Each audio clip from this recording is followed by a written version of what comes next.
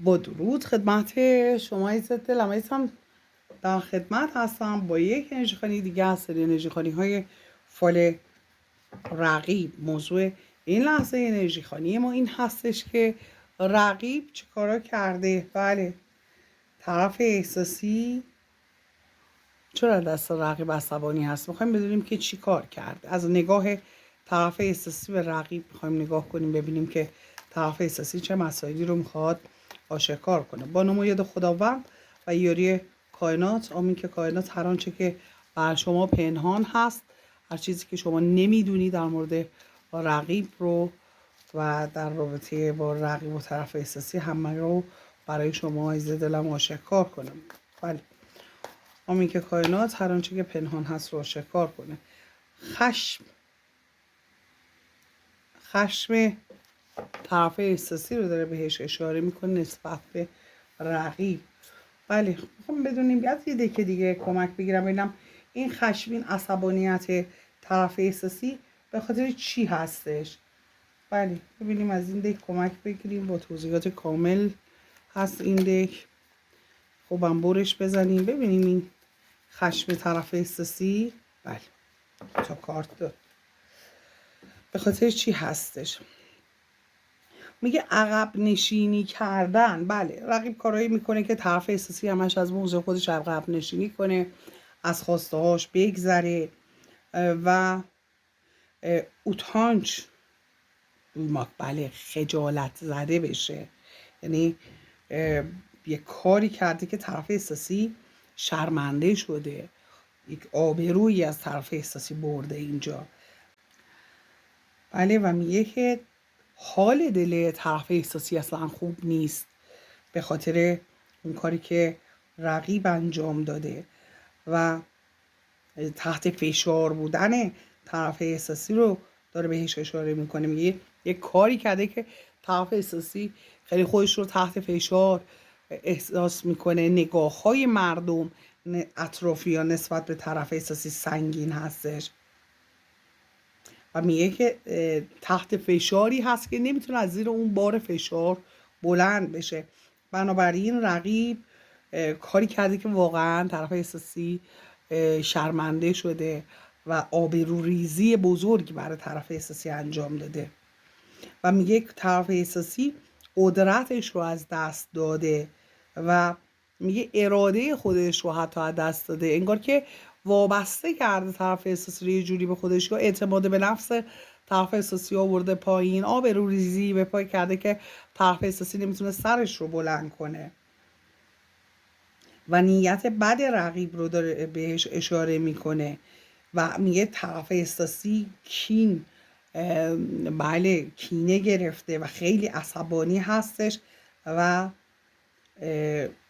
میگه ذهنش خیلی به هم ریخته. یعنی درگیری ذهنی برای طرف احساسی که طرف احساسی با خودش اصلا انقدر ذهنش به هم ریخته نمیدونه باید چه کار کنه، چطوری با این مسئله روبرو بشه.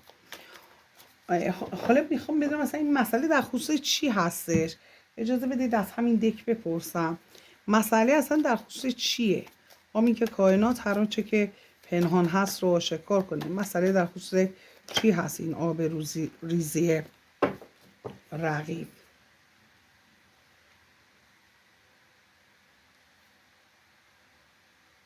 تاکوم بله میگه گروهی کار کردن، یه کاری انجام داده که با فرد یا افرادی با هم دستی کردن.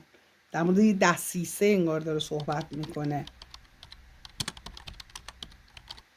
بله، و میگه که برنامه ریزی پیلان به معنای برنامه ریزی کردن و طبق برنامه نقشه کشیدن برای طرف احساسی و با برنامه برای موفقیت خودش رقیب این کارو کرده.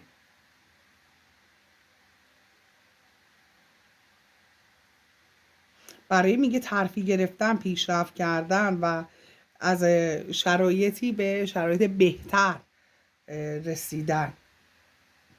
بله، و پیشرفت در اوج قرار گرفتن سلمک و میگه یک امتحانی این وسط به وجود اومده. یعنی که این مسئله که رقیب با فرد و افرادی انجام داده این کارو که برای پیشرفت خودش بوده، برای بهتر بودن مسائل خودش بوده، میگه این مسئله یه حالت امتحان، انگار که توی یه امتحانی رقیب رد شده از نگاه طرف احساسی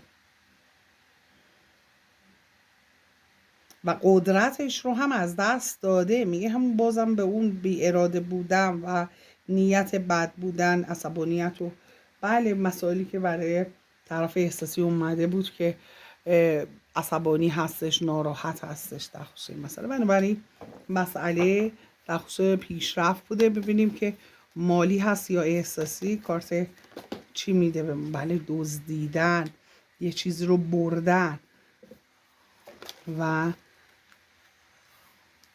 یه شانسی رو خواسته به دست بیاره. رقیب خواسته یه شانسی رو به دست بیاره، یه موفقیت رو کسب کنه. حتی میگه تلاش های زیادی هم در این خصوص کرده، ولی خب به ضرر طرف احساسی بوده این مسئله هرچی که بوده. بله مسافرت کردن، راه دور رفتن، یا اینکه از یه شغلی وارد شغل دیگه، یه خونه به خونه دیگه رفتن و بله برای اینکه بخواد حالا موفقیت هایی رو برای خودش کسب کنه که حالا با این کارش هم یه جورایی خواسته طرف احساسی رو هم زیر حالا اون دست خودش نگه داره و موفقیتی رو کسب کنه برای خودش. این که حالا به نفع طرف احساسی هست نیست، اصلا مهم نیست. از نگاه طرف احساسی میگه به خاطر همین منم دارم میرم، به خاطر حماقتش، میگه به خاطر اون اشتباهاتش، یه اشتباهات زیادی کرده، مخفی کاری، پنهانی، یه چیزایی رو جابجا کرده، دزدی کردن یا یه چیزایی رو جابجا کردن بدون اجازه طرف احساسی، بدون که با او همفکری کرده باشه و خشم رو داره بهش اشاره میکنه و جام احساسی که میگه توی دستم باقی مونده. میگه من گزینه های مختلفی دارم و او همش به خاطر اینکه خودش رو تو دل من بخواد جا کنه حرکتایی انجام میده که خیلی از این حرکت ها چیزایی هست که من دوست ندارم. من روبروی اون تفکر وای میستم. بله باز هم دستی کردن، دستیسه یا انرژی هایی که منفی هست یا انرژی هایی که منفی هست. بله انرژی هایی که منفی هست رو داره به وضوح نشون میده که وارد این مسئله و رابطه کرده، تعادل رو به هم زده. یعنی یه شانسی که میتونست خوب باشه ولی خب اگر اجازه میداد سیر طبیعی خودش رو داشته باشه بهتر بود. اینجا اومده از کائنات و خداوند جلو بزنه، نشده دیگه. و میگه به خاطر این مسئله 3-4 وعده هستش که دستش عصبانی هستم، 3-4 وعده هستش که باهاش قهر هستم، صحبت نمی کنم.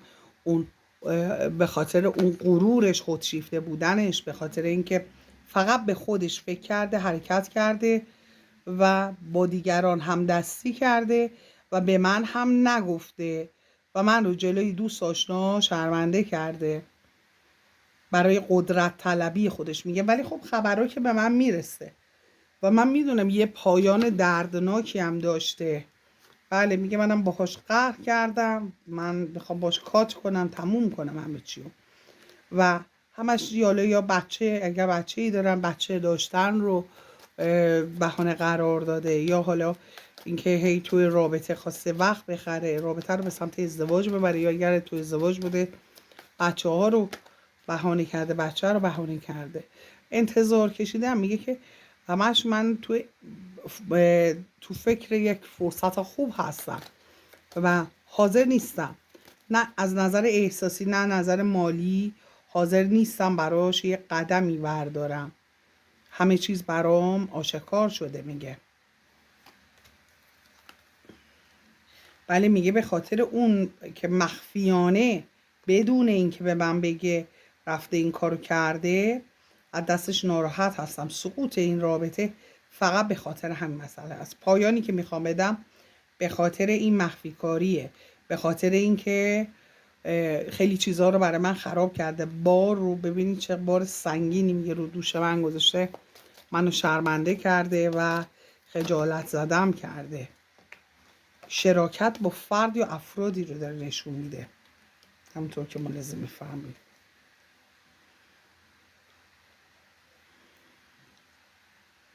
بله و در اینجا بله میگه شبا خوابم نمیبره، خیلی ناراحتم و تصمیم های مالی من، تصمیم های منو میگه همه رو خراب کرده. حالا اینکه با فرد یا افرادی طرف احساسی رو آشنا کرده باشه یا با یه سری مسائل که طرف احساسی مالش این وسط رفته باشه هم خیلی ممکنه ها، خیلی ممکنه، چون شکست رو داره نشون میده، تصمیمی که شکست داشته از نظر مالی خیلی شرایط سختی رو نشون میده، زحمت هایی که هیچ شده، استوپ مالی رو نشون میده و رفتن. بله طرف احساسی میخوام برم، هر چقدر میگه راهم مسدود باشه، هر چقدر بخواد با مسائل مختلف راه منو ببنده که من نرم، من میگه در نهایت خواهم رفت و میگه درسته که حالا شاید من کار آنچنانی از دستم بر نیاد ولی عدالت داره این دنیا. بنابراین طرف احساسی احساس میکنه که بی‌عدالتی شده در حقش. میگه میدونم اون مارمولک کیه که بهش یاد میده اینا رو و خودش هم رقیب رو هم میگه مارمولکه. میگه از زیر زبون من حرفا رو میکشه، ولی میگه همه حرفا رو از زیر زبون من حرفا رو میکشه و میره به این و اون میگه پیشنهادهای کوچیک، مسائل کوچیک رو با من مطرح میکنه ولی خب در خصوص مسائل مهمتر با دیگران، و میگه همین که پای دیگران رو به رابطه ما باز کرده، حالا به هر دلیلی و به هر نحوی به هر سببی، میگه که ما با هم اختلاف داریم، ما بیشتر هم میگه به خاطر دیگران با هم اختلاف داریم. میگه من همه چیز رو فهمیدم، حالا شکم بهش دارم. میگه شک دارم که چرا مخفیانه دور از اینکه من بدونم چرا این کارو کرده، حتما یه خبری هست. و میگه ضدیم با هم، اختلاف همون سر این مسئله هستش. احساس رقیب به طرف احساسی، طرف احساسی به رقیب رو با این دک نگاه کنیم. ولی رقیب یک دلتنگی داره و یه مشکلات رو داره در مورد رقیب میگه. میخوام بدونم این دلتنگی رقیب به خاطر چی هستش. آمین که کائنات هر آنچه که پنهان هست رو آشکار کنه. یه کارت میخوایم آمین که کائنات هر آنچه که پنهان هست همکنون و در همین لحظه آشکار کنه. آمین. ولی این کارت میدونید که چند طرفه هستش و از این ور افتاد. وابستگی ها رو میگه، دلتنگیش به خاطر این هست که وابسته است و ناموفق بوده، یعنی که دلتنگیش حالا یا یه حسی که احساس میکنه هیچ چیز سر جای خودش نیست، وابستگی هایی داره نسبت به افرادی که وابسته هستش، دلتنگ هست و موفقیت نداشته رابطش با طرف احساسی و میگه خیلی عجولانه و بیدقت حرکت کرده و همین باعث شده خطا صورت بگیره و ناحق یک حالا رأی ناحق دادن، یعنی که توی مسائل یه چیزایی رو حق به خودش داده به ناحق بوده. و کارارسیزلیک بله بلا تصمیم بودنش رو داره بهش اشاره میکنه. بنابراین دلتنگ خاطراتی هست، روزایی هستش که قدر اون روزا رو ندونسته. و دونگو بله طرف احساسی هم میگه انگار افتادم توی دایره رها نمیشم از دست این و راحت نمیشم، یه لحظه راحتی ندارم. جادی رو داد به رقیب. بله بعد دقیقا روی کارت جادو اومد. تاروت هم همینو داده بود، انرژی جادو، طلسم، بله انرژی منفی که رقیب روشون کار میکنه. و بله اینجا آیرولوک جدایی که تصمیم طرف احساسی هستش نسبت به رقیب. ولی خب رقیب یک شروعی میخواد با فردی داشته باشه، مثل این که بله الان میبینیم که این شروع با کیه چیه. از این دکه کائنات میخوام بپرسم. آمین که کائنات هر آنچه که پنهان هست رو همکنون در همین لحظه آشکار کنه. این شروع با کی هستش؟ آمین که کائنات هر آنچه که پنهان هست رو آشکار کنه. شروع رقیب، این شروع قضیهش با کی هست؟ یک کارت جواب به ما بده. شروع رقیب با کی هست؟ بازم 2 تا کارت رو داد.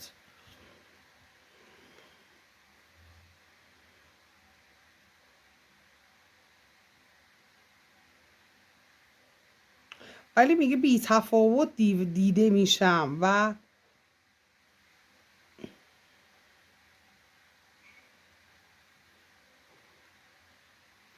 بله نسبت به فردی که نسبت به او هم بی تفاوت رفتار میکنه و میگه احساساتم رو میخوام به اون فرد یک آن به طور آنی نشون بدم و میگه بینمون به اون فرق داره. میگه بین من و اون فرد یک سری موانعی وجود داره. فاصله زمانی و مکانی میتونه باشه. یول مسافسی اولا بیلیر، فاصله مکانی هستش، راه دور هست این فرد. هر شی آشیب سانا گلیجه ما میگه من هر چیزی رو کنار میزنم تا به سمت و سوی تو بیام. خیلی دقیق داره جواب میده کائنات. حالا چی هست قضیه؟ رقیب پیش کسی میخواد بره. آمین که کائنات هر آنچه که پنهان هست رو همکنون در همین لحظه آشکار کنه. طرف احساسی میگه من یک رابطه میخوام که هماهنگی باشه. تو من آبروی منو جلو مردم بردی. و رقیب هم میگه من دیدگاه هم نسبت به تو زندگی و خیلی چیزا تغییر کرده. فکر نکن منم دلم قش میره برای تو. چه قشنگ معنی میکنم. آره میگه فکر نکن منم میمیرم برای تو. این خبرها نیست. و طرف احساسی بله میگه که پایان، میخوام پایان بدم از این زندانی که برای خودم درست کردم با وجود تو. حبس کرده خودشو. طرف احساسی رقیبم خوابها و رویاهاش رو داره میگه، خواسته هاش رو داره بهش، رویا پردازی هاش رو داره بهش اشاره میکنه. غم و اندوه رو و از دست داده هاش رو، یه چیزایی رو از دست داد دیگه. خب این وسط و طرف احساسی میگه منم جهتم رو تغییر میدم و تو کاری کردی که من جلوی دیگران شرمندم، خجالت میکشم. منم اهدافی دارم، منم برای خودم میگه خواسته هایی دارم.